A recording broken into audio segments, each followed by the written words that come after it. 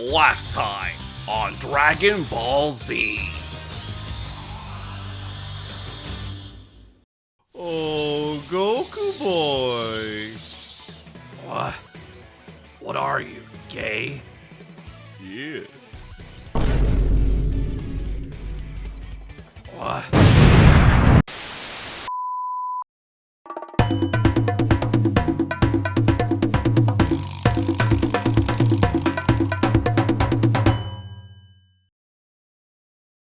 Zamasu appears overhead, demanding to know where his partner was. Devilman points over to the impaled body of Goku Black, asking if that's what he was looking for. Zamasu becomes enraged, asking these foul beasts what the meaning of this was. As Trunks powers up back into Super Saiyan Rage, Devilman smirks as he states that this is retribution. The pair charge at Zamasu, and they are able to easily overpower him.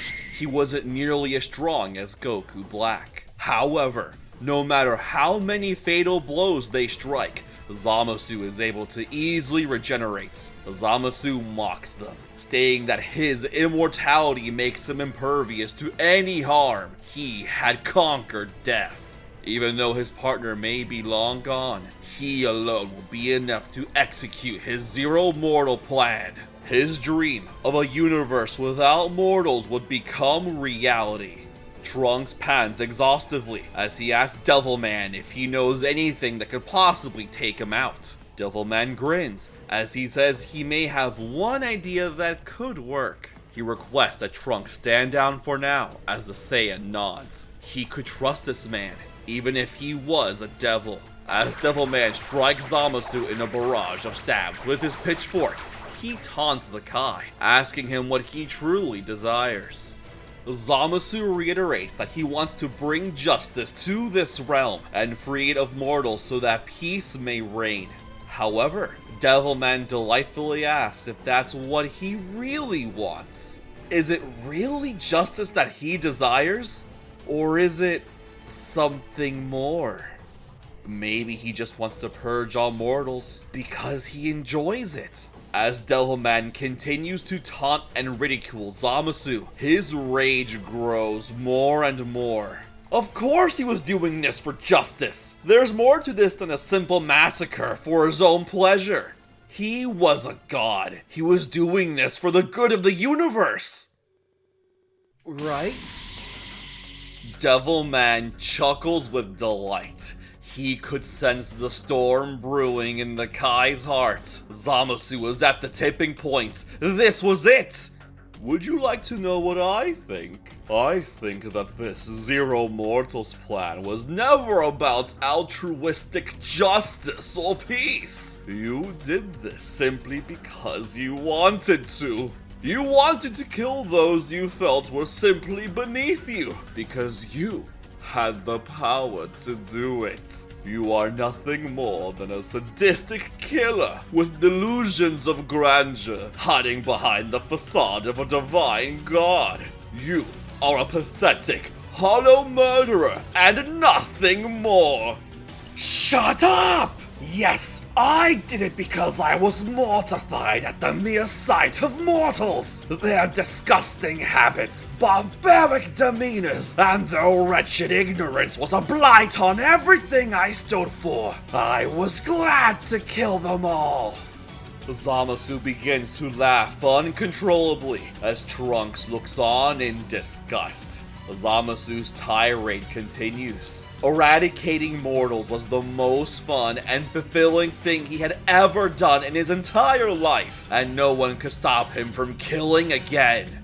Devilman smiled fiendishly as his fangs bared through his lips, his eyes shining. Finally, he could see it! The festering evil in his heart. It was finally there, laid bare for him to see. Devilman places his fingers on his forehead once again, asking Zamasu if he knows what the most destructive force in existence is. Zamasu frowns. It was clearly him and his own divine justice. Devilman grinned uncontrollably, shaking his head as his ki spikes. No, you deluded fool! The most destructive force in the world is negativity. It is true power. Negative energy exists in all living things. It's created from emotions such as fear, anger, hatred, jealousy, and aggression. I can manipulate this energy, convert it into beams of destructive power that annihilate anything in its path. And right now, my little foe, I have you square in my sights. As Devilman charges his ki even further, Zamasu lashes out, calling him an ignorant buffoon. Did he forget that he was immortal? Nothing he could possibly do could kill him. Devilman confidently proclaims that he knew that, and he was counting on it. Zamasu suddenly breaks out in a cold sweat. What did he mean by that? Maybe he should try to dodge that attack. However, before he can even think about escaping, Trunks suddenly appears in front of Zamasu, his sword glistening in his hand. There's no way I'm letting you go that easily. This is for my mother, and the rest of humanity. It's over, Zamasu! Trunks' ki skyrockets as he swings his sword upwards with all his might, the will of the fallen empowering his body, bisecting Zamasu in a spectacular fashion. As Zamasu regenerates, Devilman yells at Trunks to get out of the way. Trunks leaps away as Devilman launches his Devil Might beam. The beam hits Zamasu dead on, screaming in agony as he is enveloped in a bright purple light. When the bright glow dissipates, Zamasu is seen standing, seemingly unharmed. However, Zamasu's twisted smile contorts into a look of pure agony as he gasps for air, his hand clutching his chest. What is this? What did you do? Oh, did I forget to tell you? The Devil Might Beam amplifies the evil, negative thoughts dwelling in people's hearts, causing it to explode! You truly are a fool. I am immortal. I can simply regenerate my heart. And once I have, I'll crush you like a... However, before Zamasu can continue with his threats, he screams in pain once again. As he lands on his knee, writhing in pain, Zamasu yells out to the clouds, into the heavens, demanding to know what the meaning of this was. Nuh-uh. Hasn't anyone taught you some manners? It's rude to interrupt someone before they're done speaking. As I was saying, the Devil Might Beam is a technique that amplifies the evil within hearts. However, it doesn't end there. No. Just like true justice, it does not cease until all evil has been eradicated. The technique will only stop once the source of its target's evil has been utterly vanquished. Since you are immortal, and you will constantly regenerate your heart, then that simply means that the Devil Might Beam will never cease. Don't you see this magnificent truth? Your heart will explode, and once it regenerates, it'll explode. And when it regenerates again, it'll simply explode once more. Again and again, you will be trapped in this unending cycle of pain, unable to escape your terrifying new reality. You will suffer for all eternity. Trunks gulps as he looks at the flailing body of Zamasu, who is now convulsing on the floor. Truly, this was a fate worse than death. as Zamasu continued experiencing his heart rupture, repair, and erupt anew. His mind soon became unable to handle the enormous amount of pain and stress he was experiencing. After a while, Zamasu's yells turned into mumbled gasps of air before simply devolving into silence. All that remained of the once splendid god of justice was a twitching body in the middle of a ruined road. Once it became clear that Zamasu was no longer a threat, Trunks took a deep breath and sighed in relief. Finally, it was over. He walked over to Devilman, the one who had answered his call in his time of need and helped him save the world. Excuse me, Mr. Devilman, sir? Thank you. Thank you for everything you've done. I don't know if I'll ever be able to repay you. Think nothing of it, boy. You owe me nothing. As a matter of fact, I should be the one thanking you. Huh? What do you mean? I owe you, and the rest of the innocents who lived on this planet, an apology. I'm sorry I wasn't here sooner. Trunks is surprised to hear this, as he recalls that he had never heard of this guy before today. If there was someone as powerful as him before, then the battles against Babidi and the androids would have ended a lot differently. Maybe Gohan and his parents would still be alive. Trunks shrugs it off as he says it's fine, but Devilman shakes his head. He needed to share his story. When the androids first started causing havoc, he fled to Otherworld with his benefactor, fortune teller Baba. Disgraced by his own cowardice, he trained intensely in Otherworld for many, many years so he could become strong enough to face the androids himself. However, when he came back, the androids were already gone, defeated by him, by Trunks. Devilman thanks Trunks for saving their world. He truly has become a hero of justice, unlike this megalomaniac here. Trunks asks what they should do next as Devilman states that he'll take care of Zamasu. He knows a great place that'll be perfect for the likes of him.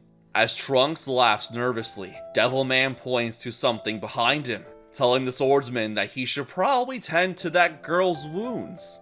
Trunks turns around frantically to find Mai, who was stirring herself awake. She was alive! As Trunks runs over to hug Mai, tears forming on his face, he turns back to Devilman, who had picked up Zamasu. Besides some occasional convulsing, Zamasu was practically catatonic. A shattered porcelain doll, a broken fragment of the god he was before. As he extends his wings, Devilman grins as he gives Trunks a thumbs up. The world is in your capable hands, Trunks. Remember, it is the duty of all monsters to continue protecting life and bring justice to those in need. If you ever require help, never forget that the devil will always be ready to answer the call. Ciao! Trunks waves goodbye as Devilman departs. Mai asks Trunks what's going on and who that weirdo in the tights was, as Trunks tells her that they are safe now. No, don't worry about him. That was a friend. Thanks to him, we can finally live in peace.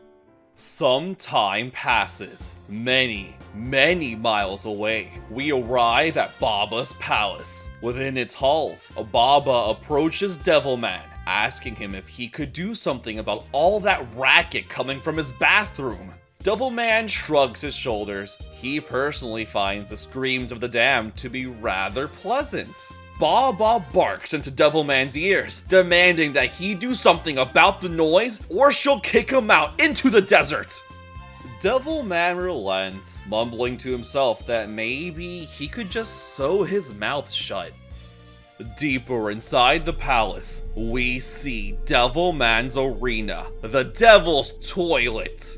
Within this gothic chamber are two enormous demon statues made of stone, both sitting on porcelain thrones and facing opposite each other. Beneath the statues are a viscous pond full of deadly, boiling acid, and within that pond, bubbles plop above the surface as the muffled cries of Zamasu ring throughout the arena. Cries that no one would ever answer.